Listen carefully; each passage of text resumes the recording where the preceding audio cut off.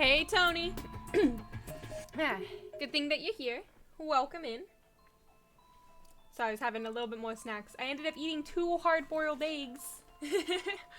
What was this? What was I gonna say? Not yesterday, but the day before, so Tuesday. Max and I actually went to the gym, and I actually worked off more calories than I had taken in the entire day. And Max was like, oh, how good for you. And I was like, no, that's called malnutrition. But it's okay. Luna, what are you doing?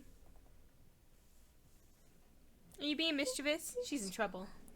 Our friendship will last forever. It will never die. Oh, we're in the bunker. My mind was in a daze. The lights... Oh, okay. Luna!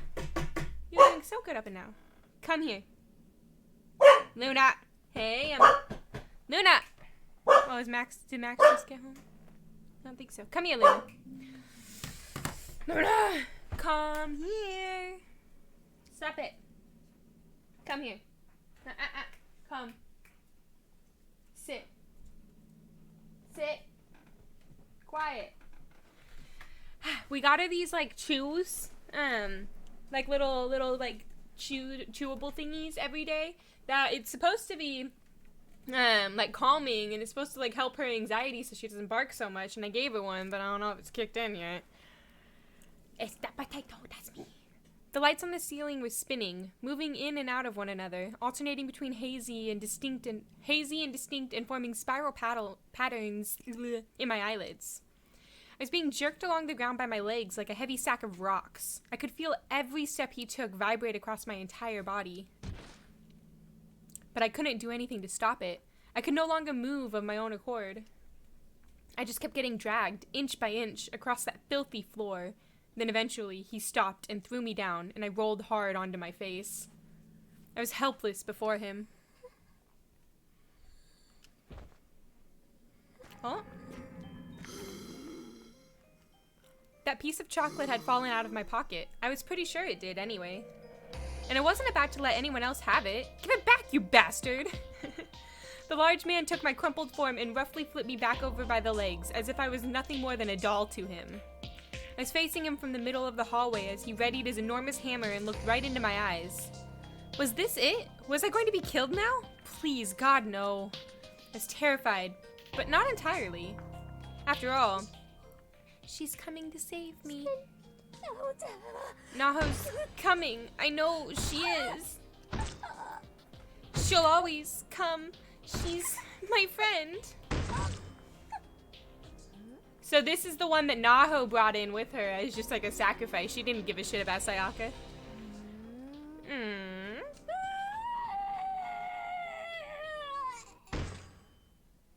No chocolate for you. That's Sachiko's face.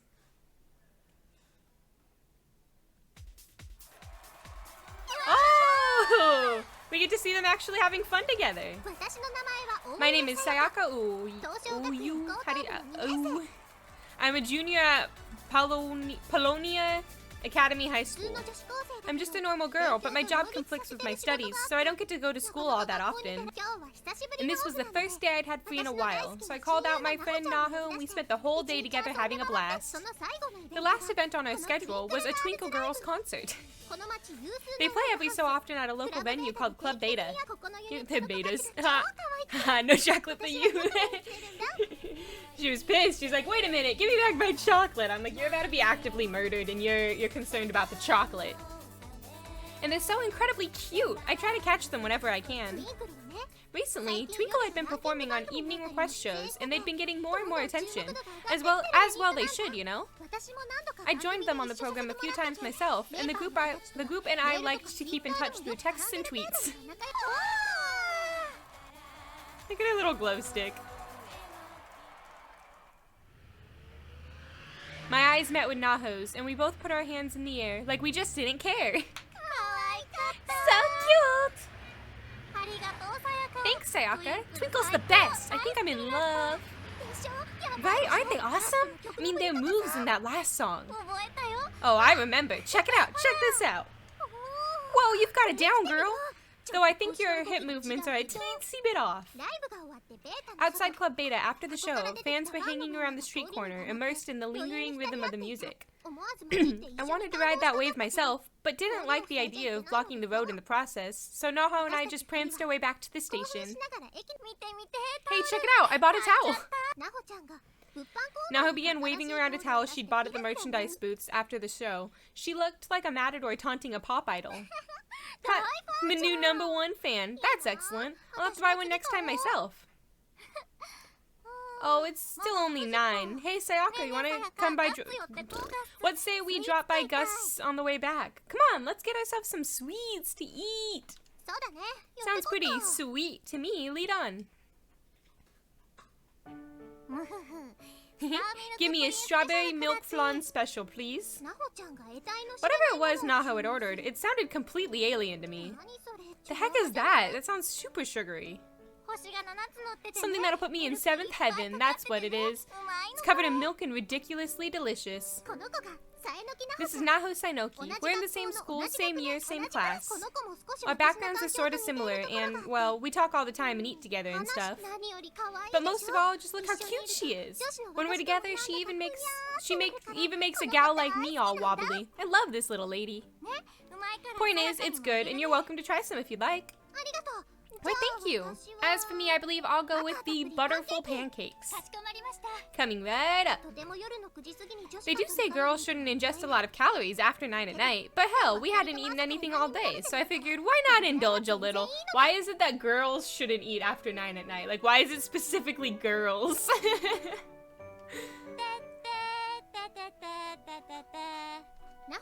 Naho was gazing longingly at her towel while singing the melody of one of Twinkle's songs. She's usually a really cool and collected person, so I bet our classmates would flip out if they saw her like this. It was only when the two of us were alone together that she let loose with all this feline-like personality of hers, and it always made me feel really special. Why is she just standing in there? She's just standing and staring at me, look very ominous. You sure seem like you had a great time. I'm glad you could join me.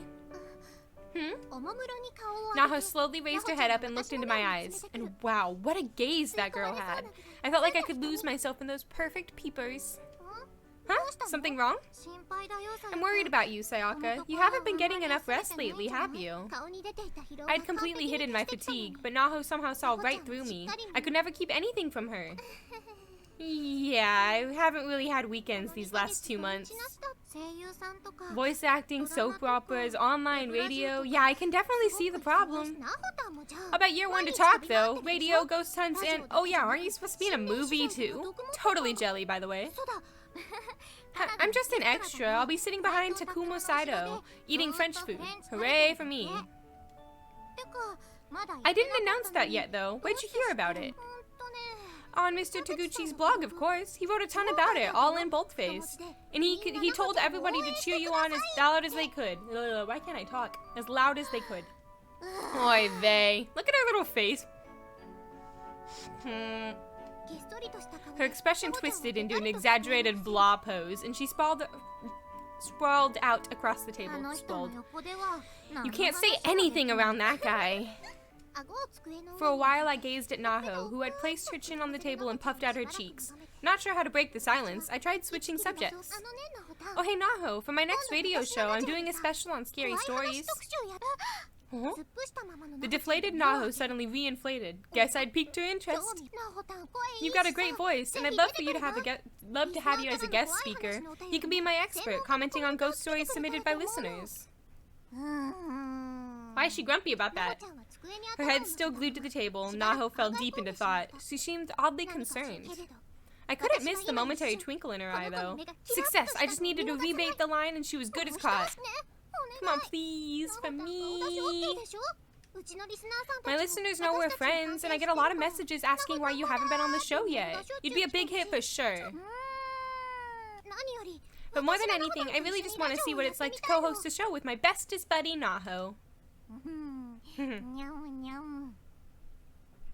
What? Oh, she mewed. She was showing interest. It wouldn't take much to get her to pounce on this old yarn now. Oh. Come on, come on. This was a thing that just sort of happened between us sometimes. She'd turn into a cat and I'd play the part of her master. Okay. There's some fancy cat food in it for you if you say yes. What's that supposed to mean exactly? I'll treat you at Cafe Quill Finon. Sound good? Naho's face lit up. Okay, I'll do it. Yeah, thank you. I love you, Naho. That was not a hiss. That sounded like Arbok. Why are you hissing at me? I did it. I'd gotten the green light. My smile couldn't have been bigger at that moment. Naho's popularity had exploded recently, so she'd been having a hard time managing all the requests she'd been getting to appear on other radio shows. I'd been hoping to get a chance to tie our work together at some point, but I never imagined it'd be this easy. So with that out of the way, we sat back and enjoyed the hell out of our butterful pancakes and strawberry milk flan special. And before we knew it, it was past 10.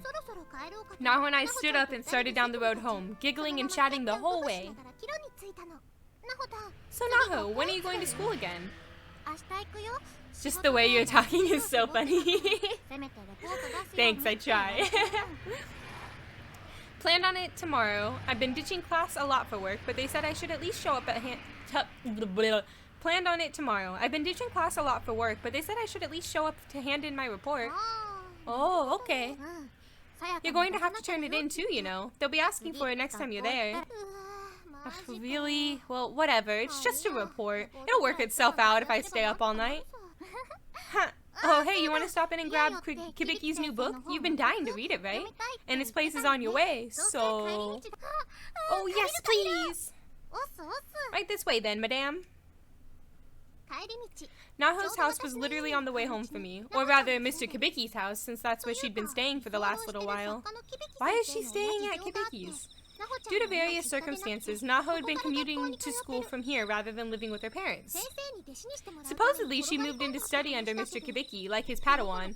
She was always willing to go that extra mile, and I always admired that about her. Kibiki, I'm home! Welcome back. Not too cold out, I trust. Nah. Ah, hello, you must be. I was nervous as he looked me over, but he had very kind eyes. And man, was he ever hot. Like, old school Japanese style hot. Is that because he's wearing, like, the full kimono? Good evening, it's a pleasure to meet you. My name is Sayaka Uwu. I bowed quickly and Mr. Kibiki flashed a gentle smile. I'm Kibiki. Thanks for always looking after Naho. She talks about you quite a lot. I'm so glad. I've also heard a lot about you, Mr. Kibiki. A laundry list of failed publications, no doubt. Oh no, that's not true at all. Hey Sayaka, since you're here, why don't you stay for tea or something? Kibiki bought some really amazing second flush Darjeeling. Huh?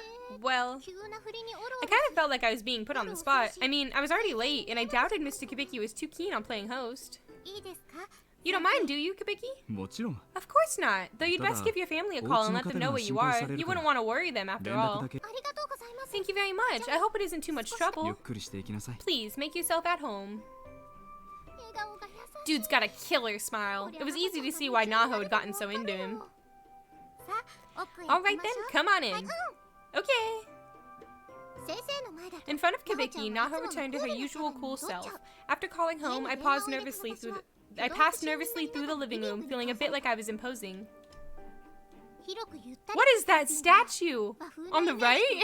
It's like a head on like a little thingy, I don't know.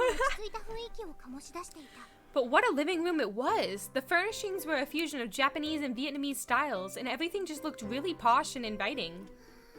This place is incredible! Go ahead and leave your bag over there, and please get comfortable. I'll put on the Darjeeling. Oh, thank you very much. Thanks, Kibiki.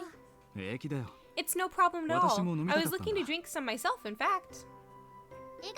Kibiki then disappeared into another room, his smile never once fading. A total dreamboat all the way.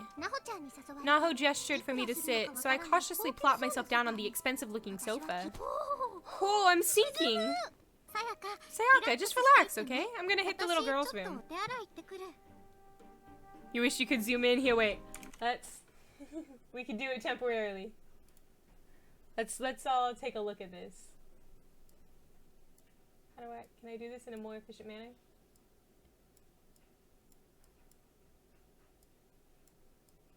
That thingy. That weird looking thingy.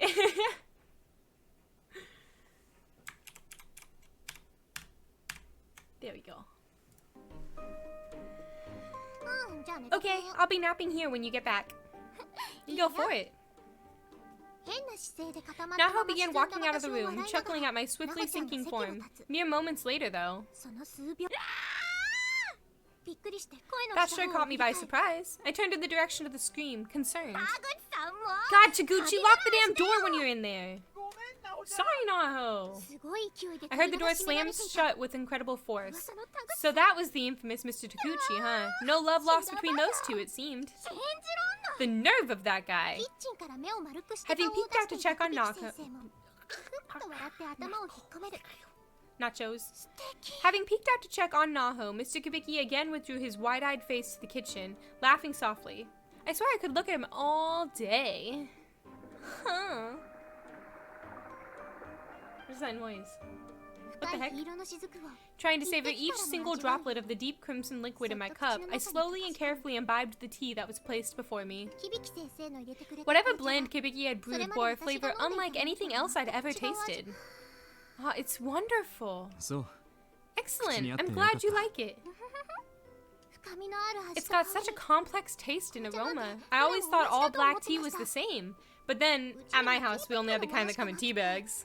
OMG, he's so dreamy. I know. He's got the streak of blue in his hair. He's got them pretty blue eyes. All the girls are gonna lose it. There's nothing wrong with the tea that comes in bags. It's gotten quite good these days, in fact. It's just the way I'm used to drinking it. It really is delicious, Mr. Kabiki. Isn't it about time for you to go home, Taguchi? Oh, come on, Naho. Don't be like that. Taguchi may have been her elder, but he was definitely outmatched by Naho. Those two had a pretty fascinating relationship all their own. Actually, you know, I do have a rental video to return by the end of the day, so I guess I should probably be leaving after all. More porn? What? No! What do you mean by more? Anyway, if you'll excuse me. Techno break? Wait.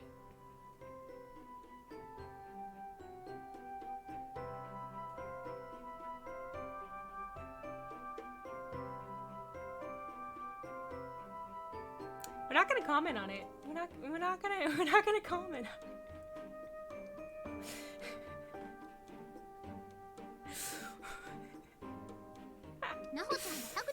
Naho faced Mr. Taguchi and posed as if she was shooting a beam of light at him, like some kind of weird, legally unnameable masked superhero.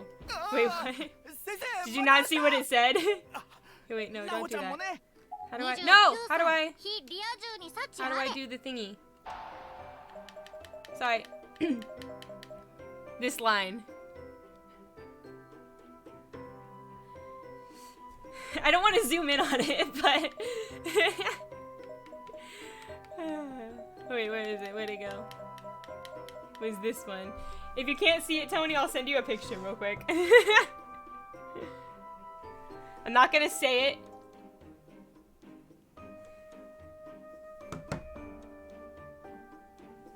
You saw, okay.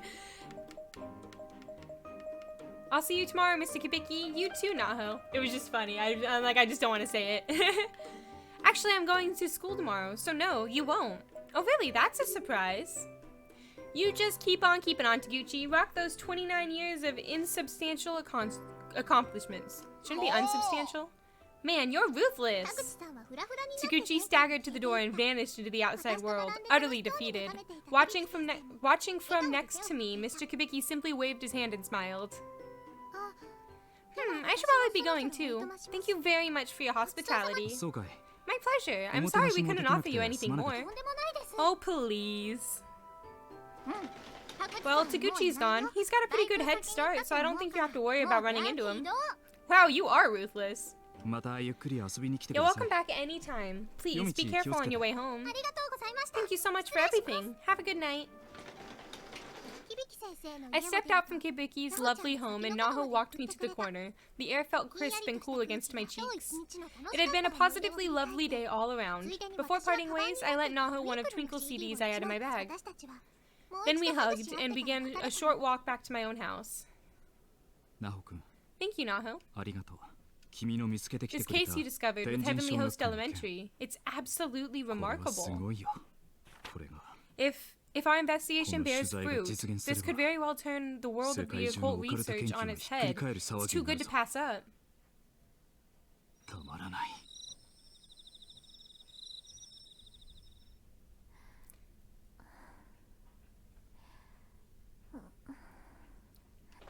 I hate when they're only in one ear and not the other ear.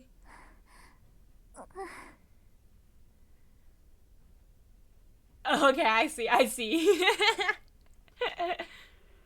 It was funny though.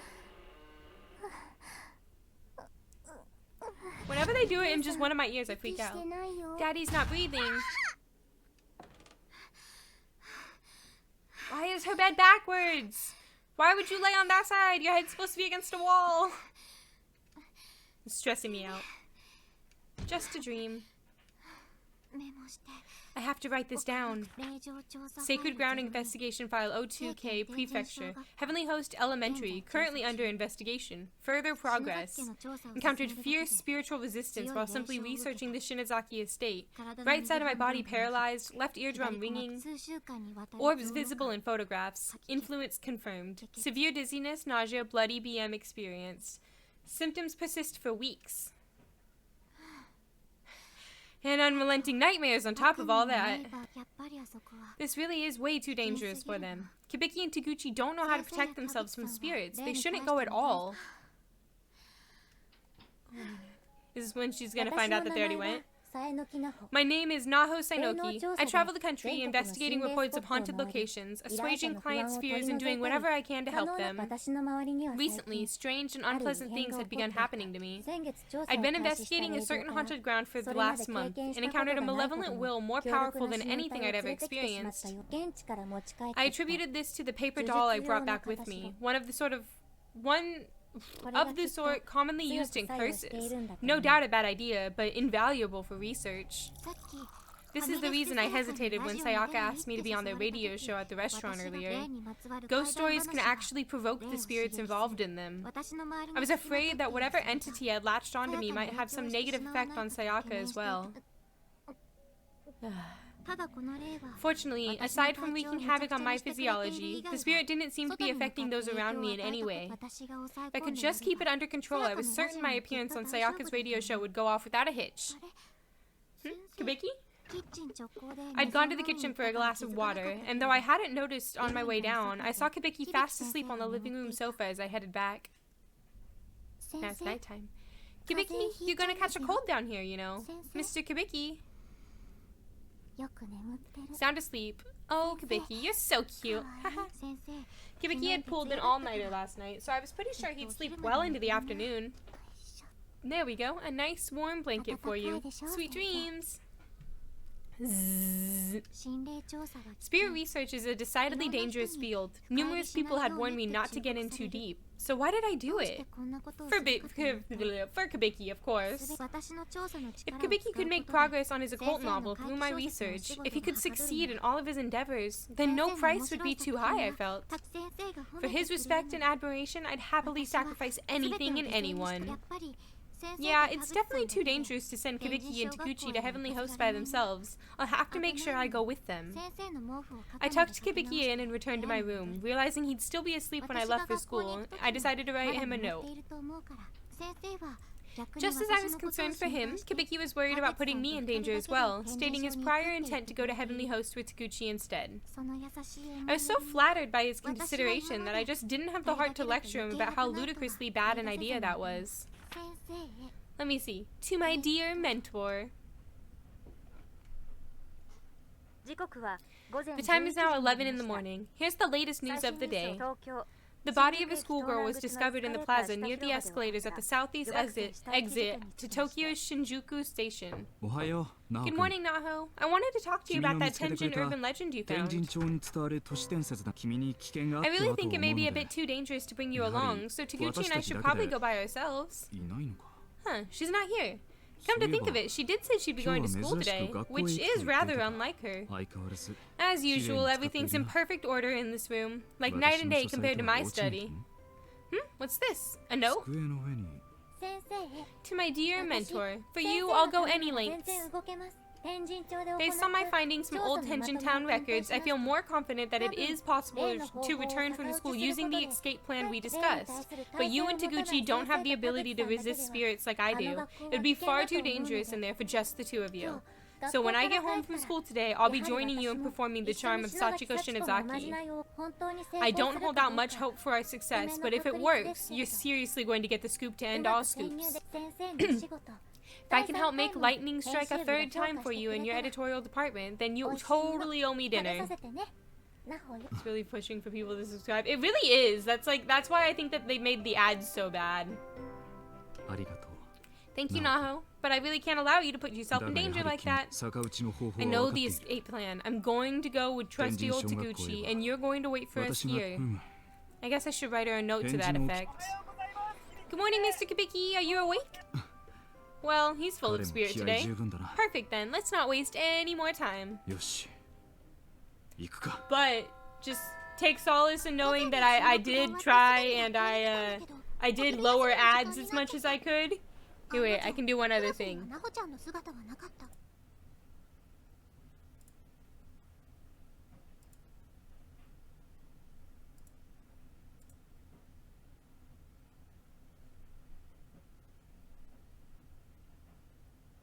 One second.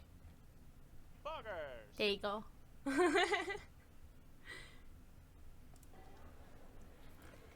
I went to school as soon as I finished my morning recording session, but then it was already lunchtime, and Naho had skipped class as usual. But I knew where to find her. Work may have kept her out of school most of the time, but when she did come, there was one spot she always chose for lunch. I messed up talking. Oh, thank you, of course. I got you. She liked to get away from the noisy classrooms to eat in peace, and I knew this because, well, I did too. This wasn't just her spot, but mine as well. I do want to try to start gifting more subs, by the way. So we should like have some kind of like set, maybe gift like 1 sub a stream maybe or something like that, or we can do something, but I do want to start gifting more subs. You know, because they don't cost as much for me, I'm the streamer, so it's like I end up getting half of it back. So I'm like, I want to start gifting subs, especially to people who are here regularly. That's why, a week or so ago, I think I gifted one to Beater before, and stuff like that. So I do want to start gifting more subs. Y'all can start asking me, or like we can do like, I don't know, more chat interaction or whatever and gift subs that way. But that's something to think about, both Tony and Emma, if you guys are still here. Well, I mean, obviously Tony's still here. Emma, if you're still here as well. If you guys can think of anything I can do to do more viewer interaction and gift more subs, let me know. So I feel like I have to turn the game down a little bit. There we go. But yeah, so I do want to start, you know, growing it and stuff. Ooh, I think it would be good for us. Everyone should have the emotes. Tony, now you have the Luna emotes. She liked to get away from the noisy classrooms to eat in peace, and I knew this because, well, I did too. This wasn't just her spot, but mine as well. Nice. Do you like that idea, Tony? I meant to gift you a sub yesterday, but I think I forgot because you weren't there. So I apologize. I started thinking about this yesterday. We'd probably get in trouble if a teacher ever found us there, though. Plus, I like super don't want you guys to get ads. If I could turn them off, I would, but you can't. Like, I put them on, like, the minimum. So, Twitch jacking up all the subs and everything, I don't want to deal with that. I want you guys to be able to watch the stream, not get interrupted, not have to deal with it, you know? I'm like, you make, like, nothing on ad revenue. It gives me, like, maybe 10 cents a month. So I'm like, if I could turn it off, I 100% would. See, the lock on the door leading to the school roof just happened to be broken, so... what a nice breeze. And that sunlight, too. Absolutely magical. There was a fence between the buildings to prevent students from falling, but it wasn't very high, so getting over it was a fairly simple task. Okay. We're gonna... Can I skip and then go back on it? Okay, what is it? It's that. Okay. I didn't want to deal with that.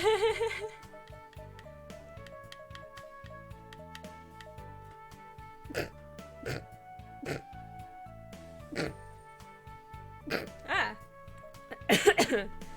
I crossed the gap, mindful of any stray gusts of wind. The best shade was on that side, so as long as I didn't look down, it was well worth the effort. And there she is, Onaho. As expected, she was nestled right into her usual spot. The sight was positively picturesque. A high school girl all tucked away on the school roof, nose buried in a book with a nondescript paper dust jacket.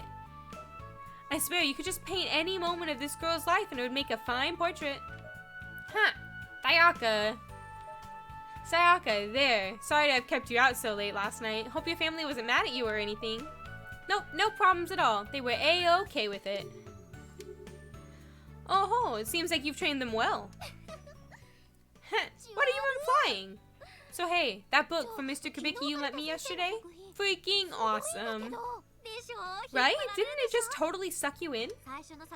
I love how it goes on and on with the psychological descriptions of the first murder scene. The protagonist is totally nutso. Yeah, I wish I hadn't been reading it in bits and pieces during my work commute though. Kinda took away from the tension, but I can't wait to read more. You just keep at it, it's gonna blow your mind. Oh yeah, that Twinkle CD you lent me? To die for, seriously. Really? Awesome! I bet you recognized a bunch of those songs from the concert, right? You should check out some of their music videos sometime. Maybe. I've got one on my phone that I can show you now. Nope, guess not. I'll have to give you a rain check on that. I wonder if there are any good fan-made ones. Oh, good call. If there are, I totally want to see. The bell. 1 o'clock already? Well, I've got an appointment I can't miss, I'm afraid. Guess I'll see you after school for recording. It's at 5:30 in East Shinjuku, so we should probably meet up at 4 behind the school gate. Okay. You said behind the gate. My dog doing something? Oh, she's sleeping. Really? What are you, 5? I was gonna say, is this definitely worth it, but hard to do every month, especially with a bunch of bills piling. No, I totally understand. I will never pressure anybody to subscribe. That's why I never ask for it. I try to do as much as I can for y'all without having to subscribe. I'm like, I turned the ads down. I try like to do the chat interaction. I try to do everything. But I'm like, it's totally okay for anyone who doesn't want to subscribe, and it's totally okay if you can't subscribe, Tony. I do not mind. All I care is that you guys hang out and chat, you know? That's all. I just want a community where we can all just chat and have a good time when we're gaming, you know? So I totally don't mind anybody who does not sub. It is totally okay. Especially Tony, you're here like as much as you physically can. So I appreciate it. That's all I care about. Naho was cool as a cucumber, just like always. Today's recording was sure to be a blast.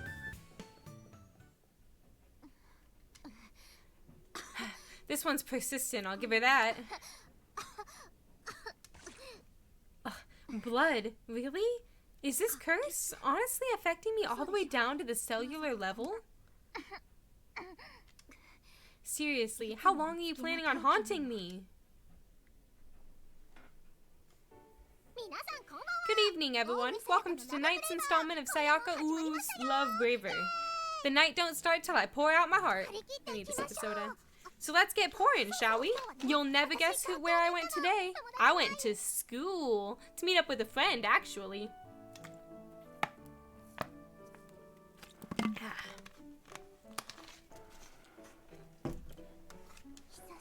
It was the first time in a while I could just kick back and relax. We talked forever. Like, forever. But, of course, the real reason I went was to learn stuff and junk, of course. Huh? They're laughing at me in the control booth. What's going on in there, fellas? The thought of Miss Uwu actually going to school is hilarious.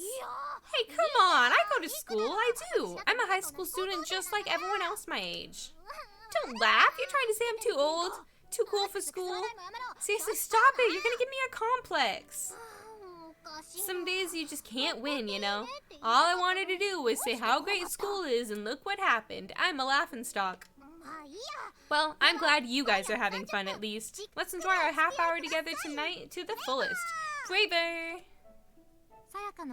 Sayaka's on-air personality was incredible. I was absolutely listening to a pro at work, and she had just hooked me in from the moment the show began. Okay, that wraps up the intro. Miss Sainoki, please head into the booth. On my way. It was my turn now as guest speaker. When I entered the recording booth, Sayaka sat facing her mic and waved me over. Hey, ya girlfriend! I returned Sayaka's cheery smile and sat myself in front of the guest mic that had been prepared for me. But something felt wrong. Very, very wrong.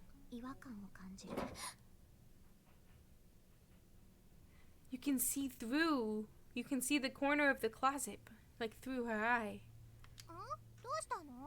Huh? What's the matter? Oh, it's nothing. I just felt dizzy for a second. Well, the camera's on you now, so wear your cutest face, okay? I don't like that. Roger that. The child was the daughter mentioned in my research on the Shinozaki family. This was Sachiko. She was the one who detached herself to me. Her eyes were black and hollow, with no discernible pupils at all. She sat utterly motionless, but I knew she was watching me, waiting, biding her time. Biding, not binding. My hair stood on end. Blood rushed to my head and bile surged into my throat. The Shinozaki curse was far too powerful. I couldn't suppress it. And it was clear Sayaka couldn't see her. This was bad. I had to be careful not to let Sachiko interfere with the recording. Okay, we're back. Start with the listener mail. Alright folks, it's the moment you've all been waiting for. The topic of this week's Try to Do a Thing workshop is... Oof, can I go home now, please? What do you mean no? Come on, be a sport. Guess there's nothing I can do about it. This week's topic is... That's right, try to tell a scary story. Yikes. Man, I told you all I didn't want to do this one, so why did you guys send in so many responses? We actually received a record amount. Far too many to tackle by myself, so I've invited a guest to help me out. Hey, don't run the applause yet. I haven't even said who it is. Or has everyone already guessed? Because it's totally who you think it is. The pro with the know-how, spirit investigator extraordinaire, as beautiful as she is brainy, is high school paranormalist Naho Sainoki. Give it up for Naho! Good evening. Thanks so much for coming. No, thank you. It's an honor to have been invited. Oh, how about that, everyone? So mellow, so modest. Isn't she just the bee's knees? Naho and I actually go to the same school. We're even in the same class. Isn't that right? We hang out a lot, in fact. Some of you clearly knew that, and I've been outright demanding that Naho make a guest appearance for quite some time now. Well, your wish is my command. My pleasure, in fact. I think I may be even more thrilled to have her here than you guys. Anyway, given today's theme, Naho seems the perfect guest. So, care to get us started with some choice words for any evil spirits that may be listening? Tremble on the border between this life and the next, under my 7 stars. That's what I'm talking about. Those ghost stories have got to be shivering in their ethereal booties after hearing something like that. So, let's get right to the listener letters, shall we? Here's a story from one Junpai Nagi of M City in Tokyo. In my experience, adverse spiritual manifestations from my research had always been easy enough to keep at bay with my powers, but this one was different. For this energy to be completely visible in broad daylight, I'd never seen anything like it. This was bad. My head was splitting, but the cameras were rolling, so to speak, so I had to at least keep myself from coughing up blood again. Yeah, that might be good. Naho was grabbing her skirt tightly with both hands, muscles completely rigid. My, was she actually getting nervous? How unlike her. I kinda grinned internally a bit at the sight of Naho acting all girly and scared. It was adorable, as I like to say. But I still had to show the host. Thunk! I slid open the door, and there before me I saw a pair of eyes staring intently right into my very soul. Wow, that is super freaky. How about it, Naho? This has gotta be fake, right? Mr. Mizuno of Kyoto is just pulling our leg, right? He may be, but only with this evidence to go on, it's hard to judge the authenticity of the claim. So what you're saying is, it might actually be real? That is a possibility, yes. Oh no, please. Actually, I've noticed something even more frightening since this segment began. Naho, your focus keeps drifting over to the corner of the booth. Well, don't tell me. There's somebody there. Is there? Ooh, I'm getting chills. Do we have another guest with us today? An uninvited one? Please say no. No, we're fine. This seemed a perfect twist.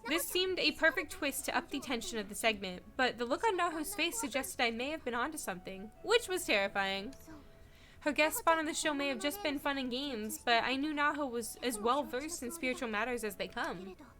They gave her a great deal of confidence, but unbeknownst to me, that confidence was beginning to unravel all around her. She was in way over her head, and by the time she would come to realize this, it would be too late. And not just for her. LOL, please say no. That's me. Great work, everyone. That's a wrap. The recording ended without incident, as far as anybody knew. Sayaka tossed a piece of chocolate into her mouth that seemed to have brought with her.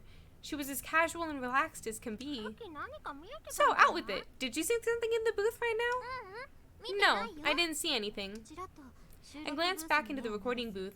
Sachiko's spirit had disappeared a little while ago.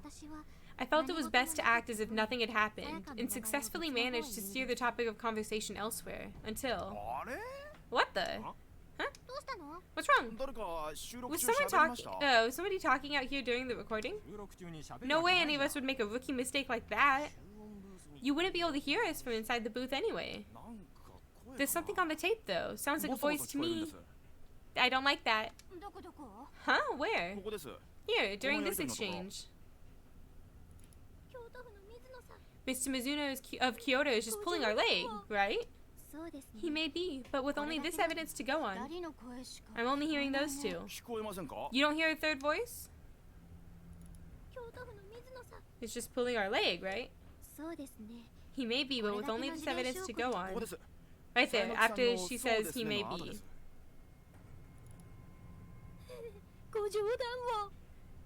Mr. Mizuno of Kyoto is just pulling our leg, right? He may be, but with only this evidence to go on.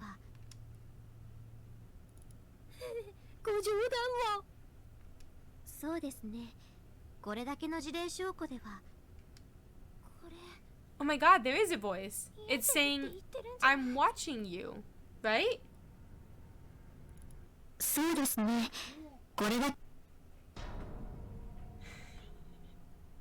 Yelling in my ears, freaking on microwave. Whoa! You've got to be kidding me. It's in the recording for sure. That's so creepy. Is this for real? An actual EVP? Ah. Hey, what's going on?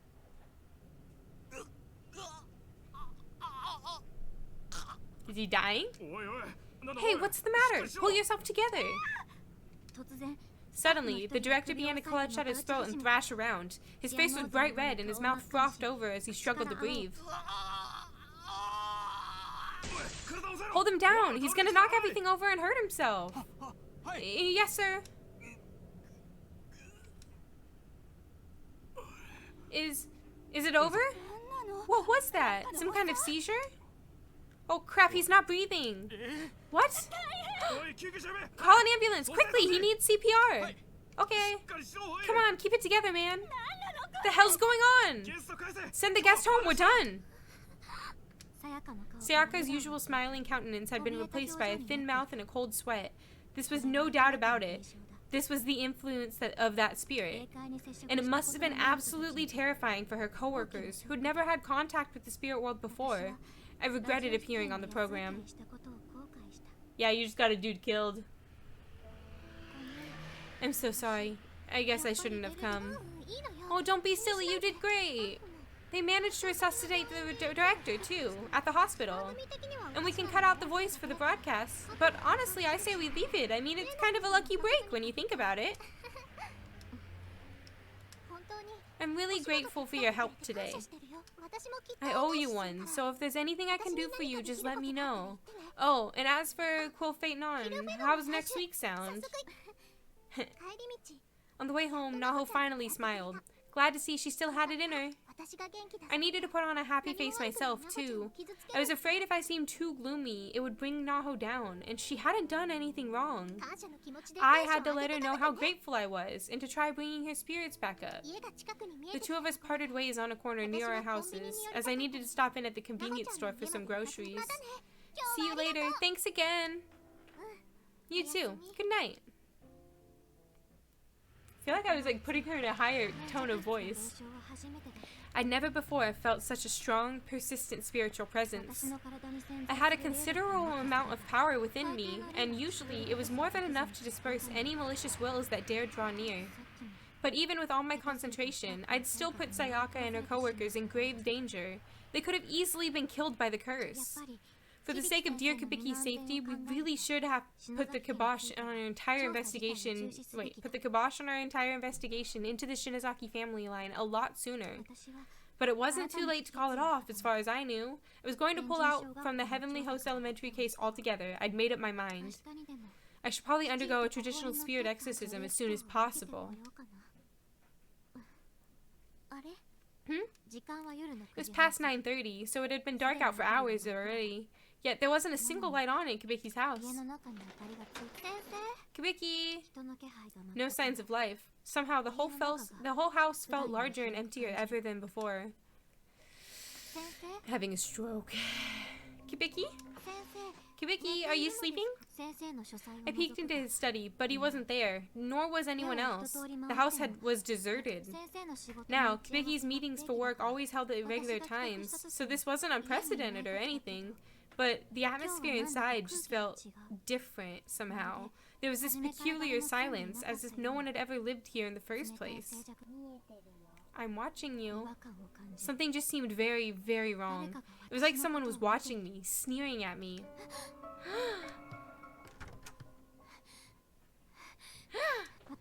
Finally, I found a note on my desk. Not the one I'd left for Kibiki this morning, but a response, written in his familiar scrawl. Dear Naho, thank you for your concern. I couldn't live with myself if I exposed you to any more danger on my behalf, however. Taguchi and I have gone to Heavenly Host Elementary. We've noted the way back, so please don't worry. We'll return safe and sound. And if we are successful, let's all go out for a nice meal together, okay? She didn't like that.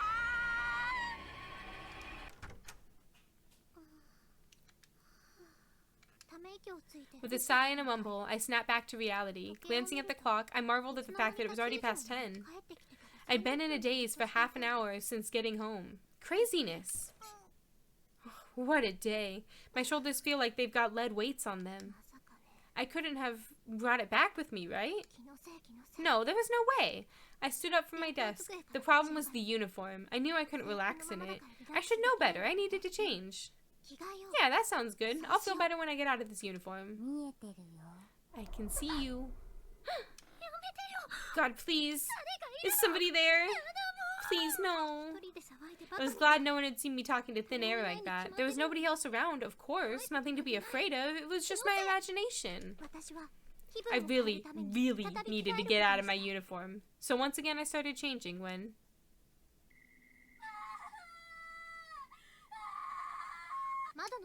Definitely not my imagination this time. There was somebody screaming outside my window, running toward my house.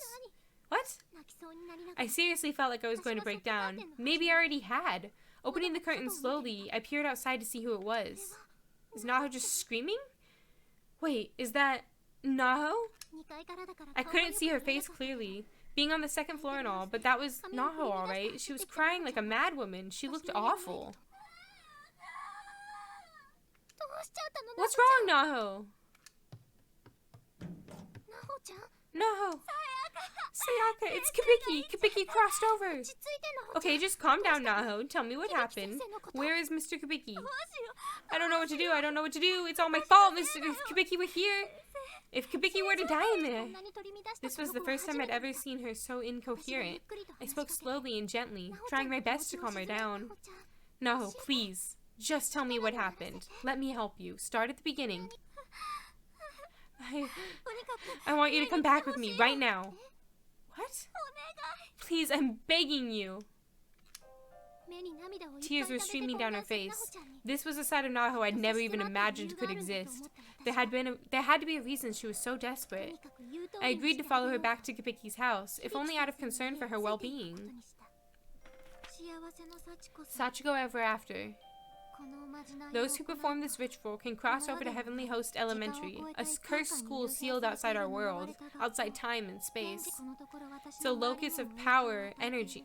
It's a locus of powerful energy, and the effect it's had on me thus far has been disturbing enough that I've decided to abandon my investigation.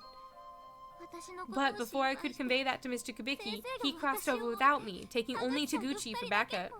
So please, Sayaka, you're my only hope at this point. Will you come with me to Heavenly Host so I can rescue Kibiki? I didn't really get any of what she was saying. Heavenly Host Elementary, a cursed school? And this was all to rescue Kibiki? What was in there exactly that he needed rescuing from? The one thing I did understand was that I'd be accompanying Naho to some unsafe, unfamiliar spirit world. I couldn't just casually agree to go with her. So, this place I'd be going with you is dangerous then. I scare easily, you know. Please, I can't perform the ritual by myself. You're the only person I can count on. And I swear I'll protect you no matter what. Her face was the most disheveled I'd ever seen it, and she was practically begging. I knew two sides to this ghoul. This ghoul. Her cool and collected professional persona, and her cat to my master. But this panicked desperation fit neither of them. The words I had spoken to her following our recording session suddenly popped into my head. I owe you one, so if there's anything I can do for you, just let me know.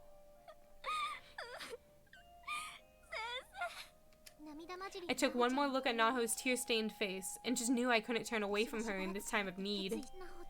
Naho, do you really promise to protect me? Uh-huh.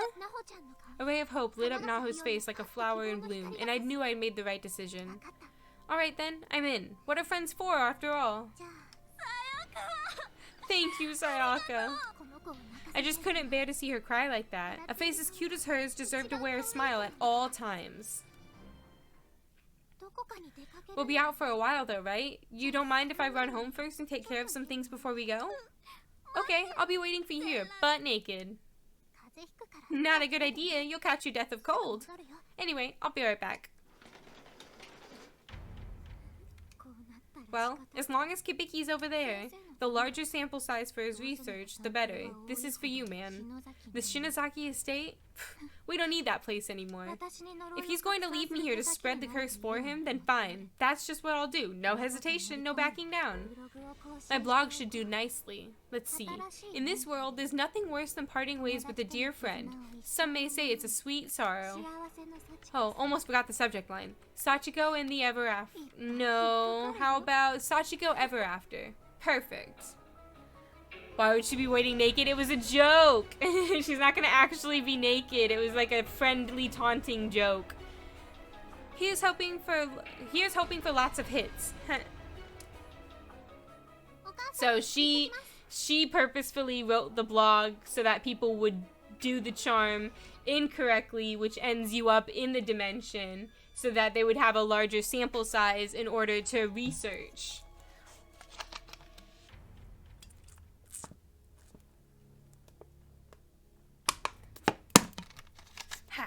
Which we kind of found out in the last game.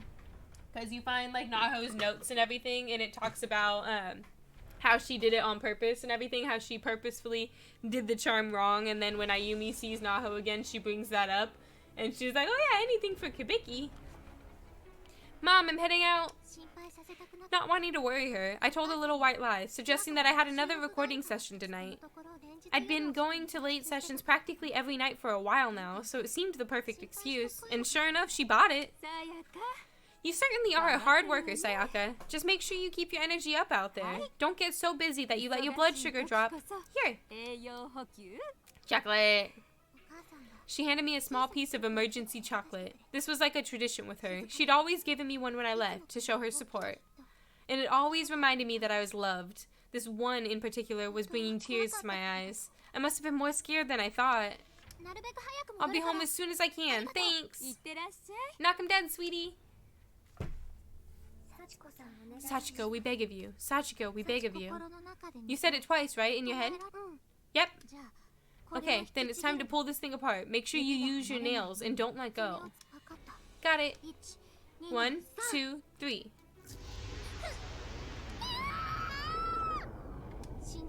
Something impossible was happening. We performed the ritual just as Naho had instructed, and then the floor just split open and swallowed us whole. The little Luna emotes. Was this a dream? Was I hallucinating? It sure felt real though. It felt as if I was being dragged into hell. You love the Luna emotes. There will be more in the future when I have more money to commission more. I want to do more like Luna and channel-centric ones. But yeah. My vision quickly went bright white, and my consciousness seemed to fade to black. And then...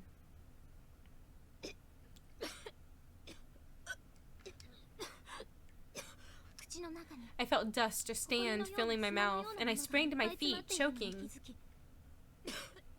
Oh, so she just spawned in the basement. She just got unlucky. What is this? Where am I? Naho? I was in a cold, dark room. It was damp and clammy, and felt very much like a cave. Was this the Heavenly Host Elementary Naho was telling me about? Naho! Racked with apprehension, I tried raising my voice, but barely had one to raise. I looked around, but didn't see Naho anywhere, and there was no response. God, this can't be real, can it? I wanted to go home, to forget this place existed, but then I realized I'd never asked Naho how to cross back over, without her. I was stuck here. So that was my top priority then. I absolutely had to find Naho. I'm sure she hadn't accounted for the possibility that we'd wind up in different spots once we got here. But as long as I could track her down soon, I knew everything would work out. I stepped forward slowly and carefully and took a closer look at my surroundings. Oh? Pillows and blankies. How nice. Take a nap. Nothing's turning blue for me to investigate. What do you want me to investigate? There's nothing for me to click in here. Cursor has to turn blue. Nothing? Does it just want me to travel? Okay. Death room. Let's go. Let's go, buds. Kagome, Kagome, bird in the basket. When, oh when, will you come out? Will it be in the evening of dawn? The crane and the turtle have fallen, so who is it that stands behind me? What am I? Am I hearing things? That's a child's voice, isn't it? Maybe this really is an elementary school after all. That's all I needed to see. Death room, perfect. Exactly, let's head right for the death room.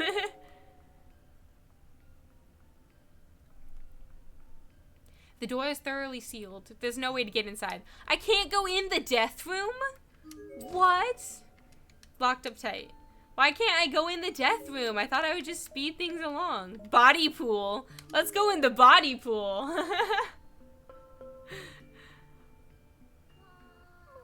You may proceed, you may proceed. What narrow path is this? It is the path of Heavenly Host. No more. God, what is this place? Where even am I? You don't like the singing?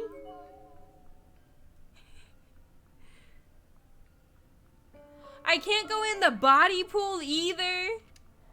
Come on! Why is it cutting off all the fun things?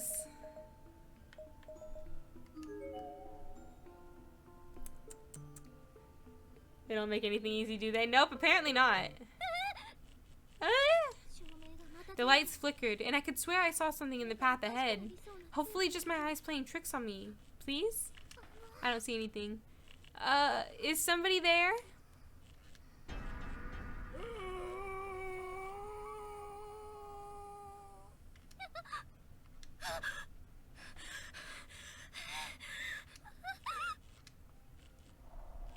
Boom, boom, boom, boom, boom.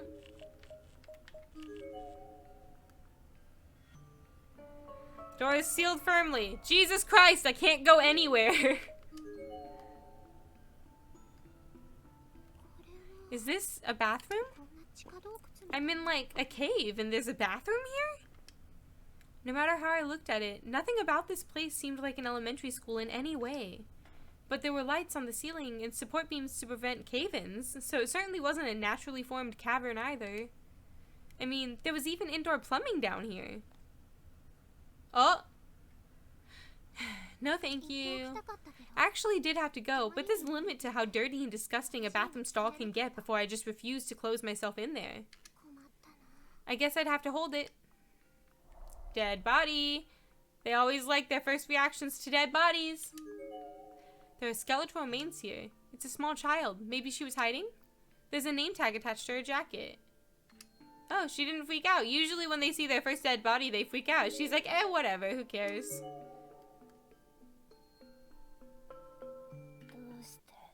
Why? Why? Save me, please. Help me, please. It hurts. Please stop. I could hear the voices of children who seemed to be in pain or distress. Oh, Jesus. That's creepy. So, I think I started in this storehouse. Okay, everything else is hallways.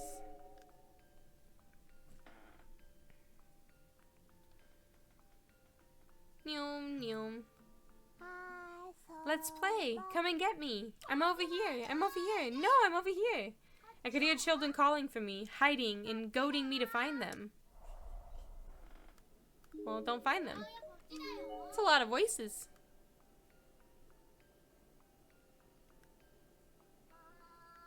Are you ready yet? Not yet.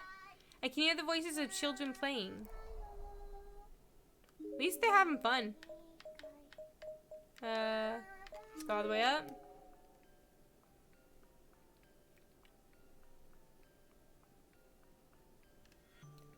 Oh! Well, he tried. There's a recently deceased corpse here. Her hands are outstretched, as if she were trying desperately to dig her way through the wall. There's a student name tag. Her name is Sexy! Her name is Sexy.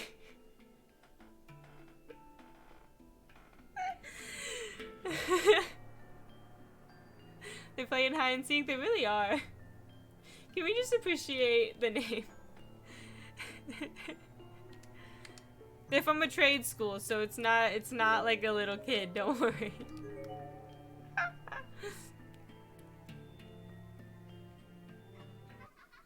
I could hear children laughing. Among the voices, I heard the sound of a door opening somewhere nearby. I don't like those noises.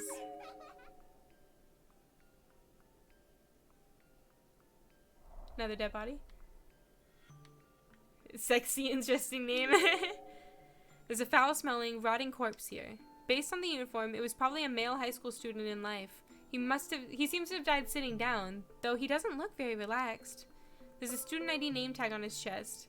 Yoki Muzu. And that one. Another dead body. Fully decomposed corpse, wearing a skirt. Seems safe to assume this was a female student in life. Her name tag confirms this. Shobu University Middle School. Hinako Meguri. Okay, can we go to the death room? Is that the door that opened? Yeah!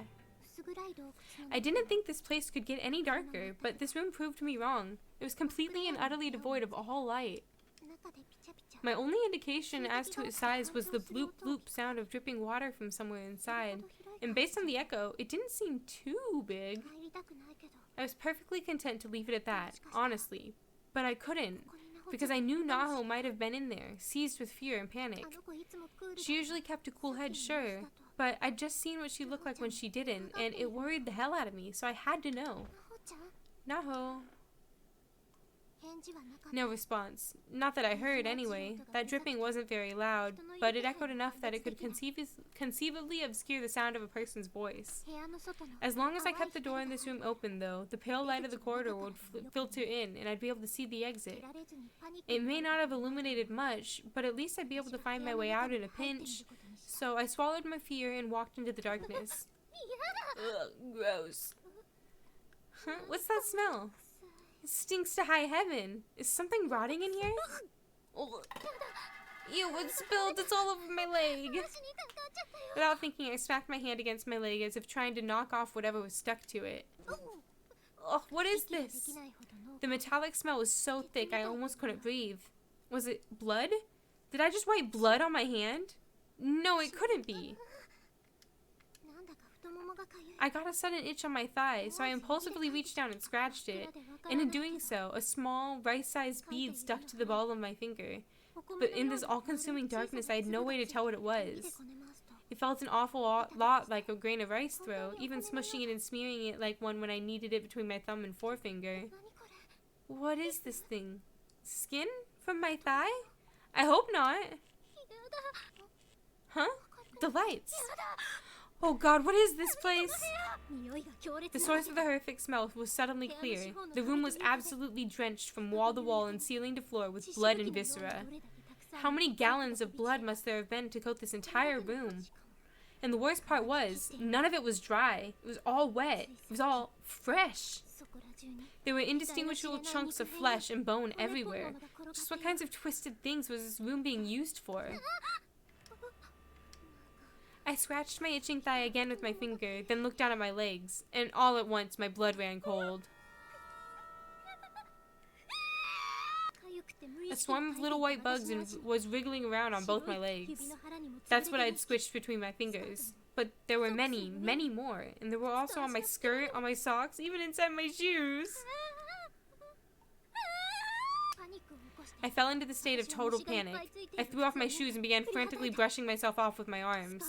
I grabbed the hem of my skirt and the collars of my socks and shook the hell out of them too, trying to knock as many of the bugs off my body as I possibly could. Stumbling around, I accidentally planted the heel of my sock into a murky puddle of red liquid. My mind went blank with disgust. Gross, gross, gross! I can't take this anymore! Calm down, Sayaka. This was just a slaughterhouse. This was just a place where livestock was chopped up into meat. It was perfectly natural. There was nothing unusual about this room at all. The blood, the chunks of flesh and bone, probably all just animals. I mean, all we are is animals. It's absolutely soaked with blood. There's no doubt that countless living things had been killed here. Buckets of blood! Filthy buckets littered the room. Each one was stuffed with reddish-black globs of meat and quivering yellow and white liquid. In most of them, femur-like bones were adorned on the surface. But one of them seemed to be far more horrid stew than the others. And that's because one of them was full of arms. Human arms. Several of them, jutting out above the big bucket lip and practically wavering at passerbys. Can't talk. Screams are strange beasts, because they basically override all sense of logic and reason within a person's mind. Quite naturally, quite automatically in my shock, a scream forced its way out from inside my body, from the very pit of my stomach. My senses had become razor sharp. I could faintly hear footsteps approaching from the hall outside the room. My stomach tightened, stopping the next scream in my throat. I was sure of it. In the corridor just outside this room, someone or something was coming this way, and judging by the sound, it sure wasn't Naho. Another scream threatened to slip out. I quickly stifled it. The last thing I needed was to give away my position. Whoever this was getting closer and closer. I had to act. The hallway outside was just a straight shot, so escaping the room without being seen wasn't an option. Hiding was my only hope. But hiding where? Well, last game it was under the table. What do you think, Tony? Tony, I'll let you pick if you're still hanging around. Cabinet or under the table?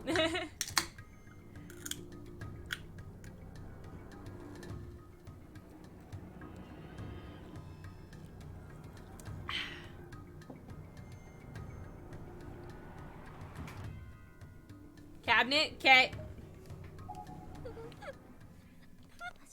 The footsteps were approaching fast. I ran over to the large cabinet on the other side of the room. Please, open! The doors opened without difficulty, but they were the sorts that automatically closed when left unattended. Oh well, no time for second guessing now. I turned around and jammed myself end first into the closet, grabbing the edges of the closing doors with my fingers and pulling them for all my worth.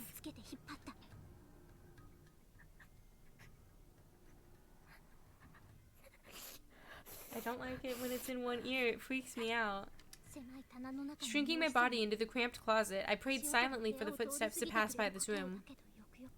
But then, the person making those footsteps was probably the same person who turned on the light in here, so I didn't honestly hold out much hope. Rapidly, my thoughts grew darker. Worst-case scenarios began flashing through my mind, one after another. Feeling like a wrong end. It's okay, it does the quick saves, we don't have to worry. I grasped my quivering mouth and violently shaking shoulders in a vain attempt to calm myself down. I clenched my eyes shut and willed myself to swallow any sounds that may otherwise have leaked out. It's okay, there's no problem. I mean, we get achievements for getting wrong ends. We're gonna be okay. I don't mind. No, please help me. I peeked through the gap in the door, and my fears were confirmed. I was no longer alone in this room. Giant man.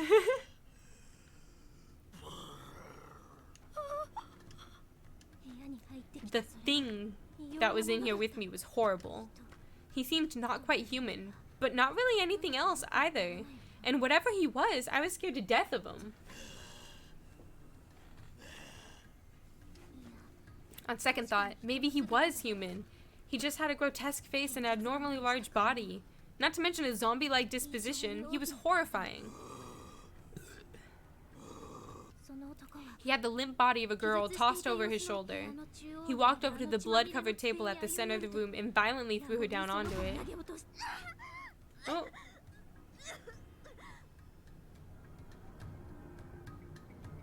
Oh. Were you trying to make a noise? I said I was getting rid of Blurp because it wasn't working. I'll have to remove it more thoroughly, but yeah, I said I was getting rid of it. What's this number? 1 second.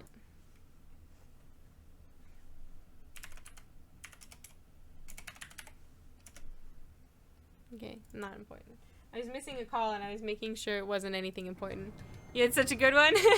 Were you gonna try to scare me, Miller? Were you coming in here to be mean and try to scare me? Okay, wait. I do want to make an announcement. We are gonna do a scary game for Halloween. We are gonna do a scary game for Halloween. I will get drunk for it, and I'm gonna put it to a vote in the Discord. Like, and Tony, I'll send you the link again. And Miller, you're in my Discord, so you can do it. But I'm gonna do another vote for what scary game we're gonna play for Halloween. It'll be a drinking game. Well, a drinking stream. Spooky game. And then I will enable blurps for that one and make sure that they work. Sound good? I'll announce it in the Discord and stuff like that. But yeah. Letting out a moan of agony, she came to. My God, she was still alive? Is this the one without the legs? It hurts, it hurts, it hurts, it hurts! Her legs had been severed at the thigh. Like, completely cut off. How could anybody do something like that? No! The man straddled the girl and tied both her arms into metal restraints attached to the table. No, what was he planning to do to her?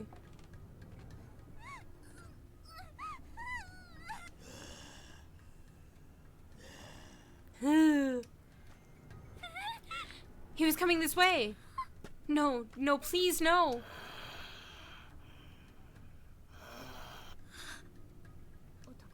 The man passed right by the standing closet, instead turning his attention toward the nearby counter of the room where he began rummaging through a toolbox. He was utterly careless about it, tossing aside any tools he didn't need. Hammers and drills were clanging on the ground, with some sliding under the table. Each time a tool fell, he'd bend down to scoop it up. If I had hidden under that table, I absolutely would have been found just now. You picked the right one! You picked the right one! Tony, you picked the right one! Just tell me a day and time, I'll make sure to be here unless it's on October 21st. Okay, so we won't do October 21st. Before long, he pulled out a large pair of pliers. Returning to the girl's side, he once again stepped up to the table and straddled her body. What is he going to do with those exactly? Wordlessly, the enormous beast clamped down on the squirming girl's cheek and squeezed with all his might. Cool, no wrong end. It is for her!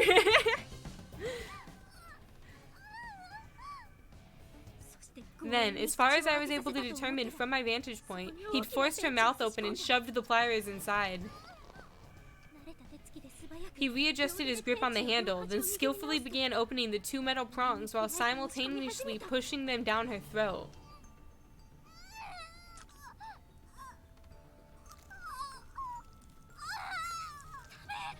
No, stop!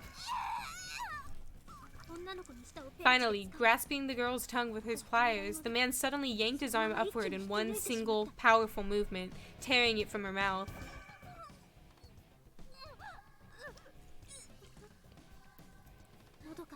I heard the sound of her mouth frothing over, and after a moment of squirming, all her movements ceased completely.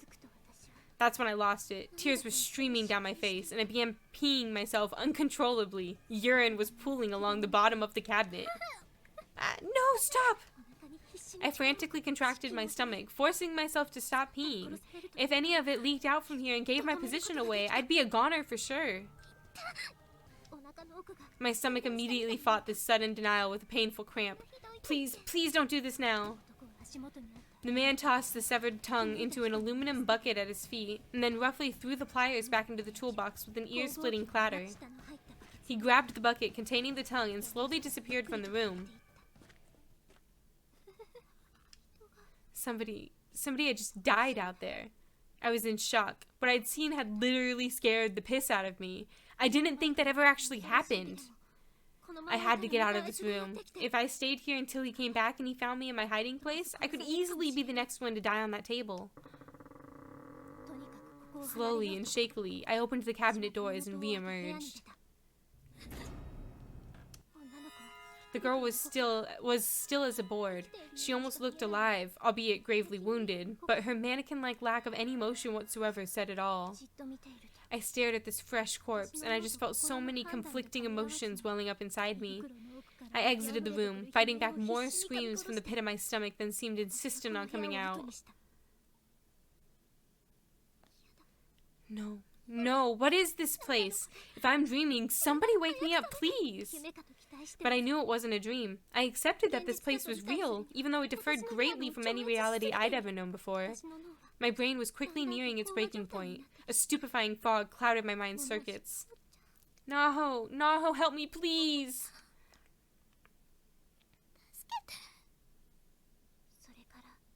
Days passed in this sweltering, isolated bunker. I couldn't even say how many. My cell phone battery ran out after a while, and my watch died too. I was lost, completely. But I never stopped looking for Naho. I hadn't eaten anything. I hadn't drunk anything. And I'd slept so many times I couldn't even begin to estimate how long I'd been trapped here. The chocolate my mom gave me was still in my pocket, but I couldn't bring myself to eat it. I felt like it represented an important bond between me and her.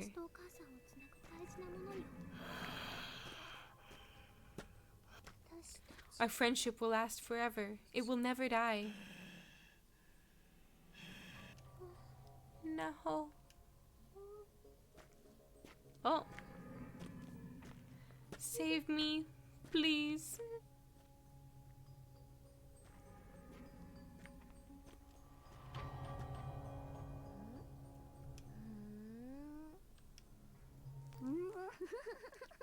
Yummy.